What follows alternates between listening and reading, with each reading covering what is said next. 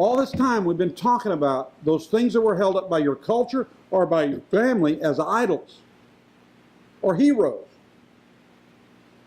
become the standard by which you judge everything you do. It becomes the gold standard of what's great. But President Theodore Roosevelt said, comparison is the thief of joy. So he can't compare himself to anyone else. Theodore Roosevelt marched out to a great victories in his life. I mean, we're seeing things enacted right now in the political spectrum that no one thought was possible. You cannot compare yourself one with another. Social media has made it so easy for people to lie about their success. And they think if they don't pump it up, that it's not a success. Our judge and our glory is the Lord. Is the Lord pleased with me? Am I doing what He called me to do? I think I told you this before, but a few months ago I was watching something great that was happening 3/4 of the way around the world. And I should have been involved by thought standards. And I asked the Lord, Lord, am I out of place? I'm sitting here, I'm seeing this, and shouldn't I have been on that platform with that? And the Lord spoke to me so sincerely, and I care not what anyone thinks. When the Lord speaks to my heart, I take it, because I'm following Him. He said, I have a space and design for every person. I have a time and space and design. A time and space and design. And you are in the time and space and design that I have given you. I had to be happy. I had to say, well, thank you, Lord. And then I got real joyful in the next hour because I accepted the voice of the Lord over the voice of my childhood that said, you should be on that stage. I knew I would always be engaged if I would be doing the right things in the right framework. I knew I would always be tested, looked at, measured by the size of church I had, the size of crowds I preached to, and whether or not I would grace the stage of one of those great camp meetings. Thousands would soon swoon to my words, and I would be among the great. I wasn't very well liked among the good old boys that ran the camp meetings. One day they told me to go preach to the youth down a little building, and they sent a couple of guys in to sneak to see if I had what it takes. Well, I didn't have what it takes. My wife and I were doing Muppet ministries, or helping churches, and seriously, we wanted to do it. We wanted to do it. We traveled the world doing a children's show. Was it what I really wanted to do? No, it's what God put in my heart, my wife's heart, and we did it together, and we saved a lot of lives, did a lot of things, and we had a lot of meetings when there were no meetings to be had. So the big boys, they didn't appreciate that. They liked that. Oh, we want to see the puppet show. But to take me seriously as a pulpit preacher, they came down to see if I had it. Well, I was deemed not had it. And you know, even though my dad was the guy that raised them up to more heights than you can imagine, and gave most of them the Cadillacs that they drove by the jobs he gave them to preach and the things he had to do, all those guys, they never, ever invited me to their churches or invited me anywhere. I just didn't have it. Thank God.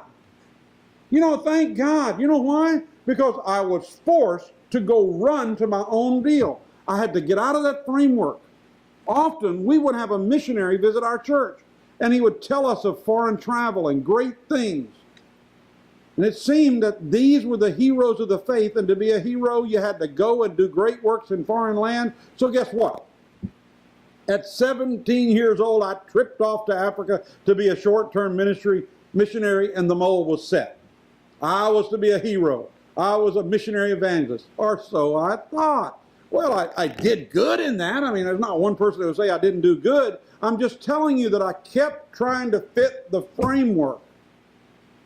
I kept trying to wear the armor that was not mine. David came to slay Goliath. That was his duty. God sent him to slay He didn't even know what he was doing when he got there. It was serendipity. He got there, and then all of a sudden this problem is here. Okay, that's like the lion, the bear. I'll just kill this giant too. Whop, whop. Oh, who are you, little boy? If I had $1 for every time somebody said to me, they didn't speak it, but who do you think you are?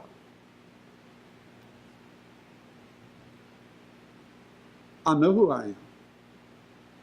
I have a God who has made me creative to do the work that he called me to do.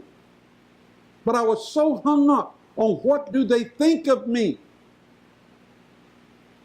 And I was told that you can't say this, you can't say that, because people talk, and we might not get the election. Listen, all of us are inspired by those who have achieved great things. I marvel at presidents, sports heroes, spiritual achievers, and those who do great exploits. But no longer do I place myself in their mold to seek greatness. At the age I've become, I have broken, and I continue to break the weakness to judge my work according to another man's work. If another man's doing the work that I'm doing, or he's doing the work that I like to do, and he's doing well, I learn from him. I do not judge my work according to what he is doing, or how well he's doing it, or how bad he's doing it. I just save my judgment for the trash can. Because I'm breaking the weakness to judge my work according to other people's framework. God called me to do my work. God called you to do your work. And if you've hit a wall, let me help you up. I have found the beauty of enjoying that which I'm called to do. Wow. Last night, one of my good friends and bishops called me, and he told me he'd come back from a great service, and he was enjoying. He said, "Man, I'm not talking about pride or anything." He said, but they showed me such honor, you know. And I said, "Man, you need to take that, enjoy that. That's the fuel. That moves you forward." I said, "But do you know that I really don't have that desire to even be there?" I said, "I might come over there, but then the attention would be on me. I don't want the attention on me anymore. I want my attention on them." That's the heart of a grandfather. The heart of a grandfather is, hey, I want to see you go. I don't have to put my hand on the wheel. I want you to let your wheel go. And I want to advise you when you hit the wall. And if I don't let you do your work, and I don't let you receive the heroics of the work, then you will not have anywhere to back up to. So, let me say it again, and I'm going to ask you.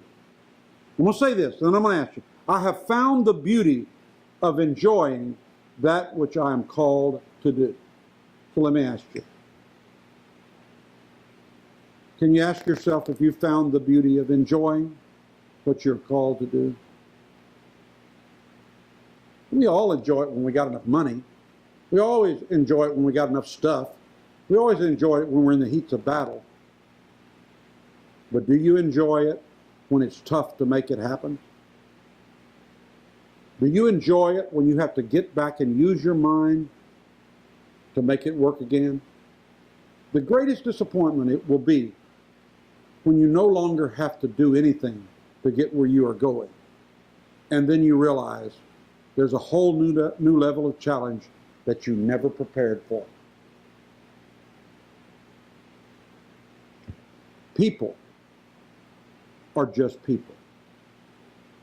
But there's a great relief I can give you today. Do a self-check and find out if you can find the beauty of enjoying what you're called to do. I love you. I'll see you next time.